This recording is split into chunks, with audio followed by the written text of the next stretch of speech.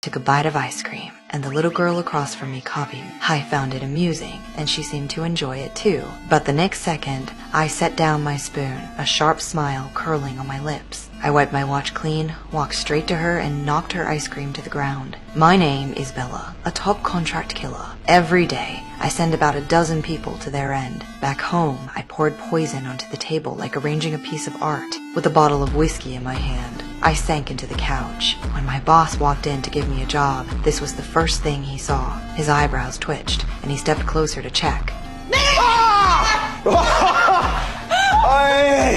I got you! Yes. A bit, admit it, a tiny bit. A tiny bit, yes. He handed me the payment and the file. I took it and left. I quickly found the target's address and photo. I didn't bother bringing a gun this time, just a poison hairpin. While the guard at the door was distracted, I slipped to the wall and climbed up the pipe like a cat. Inside, the place was empty. Through the window, I saw my target throwing a party in the backyard. I smiled. To me, he was nothing but a cash machine. I opened the wardrobe, looking for a dress to blend in. Footsteps approached. The wardrobe swung open, empty. He thought he was imagining things, not knowing I was curled up inside a suitcase, holding my breath. I changed clothes and walked into the party, ready to get close to the target, but saw him playing with his grandson.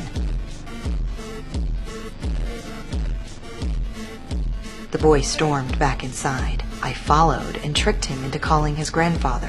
When the target stepped in, his eyes hooked onto me. I closed the door. He was still staring, filled with greed. I pulled out the hairpin and made my move. He went down instantly. Back home, my boss brought bad news. One of the targets had survived and was in the hospital. I had to silence him before he could talk. At the hospital entrance, the police were waiting. I slipped in dressed as a doctor. In the restroom, I brushed past a female cop. Neither of us knew who the other really was. When she walked out, I had already made the whole room quiet. Another job came in. It'll no gun. I mixed a bottle of poisoned perfume. At the banquet, I pretended to pour drinks but kept my eyes on the target. When she headed to the restroom, I followed. The butler stopped me. I said I was delivering perfume. He let me in. She sprayed it on herself. I stepped back, watching her shift from curiosity to panic. This was my favorite way to end someone. Back home, my boss grabbed me by the neck, furious about the wrong target. Before I could explain, my boyfriend showed up. I called the old man my brother. My boyfriend shook his hand. I sent him away, but he spotted the half-used perfume in the trash and took it. Moments later,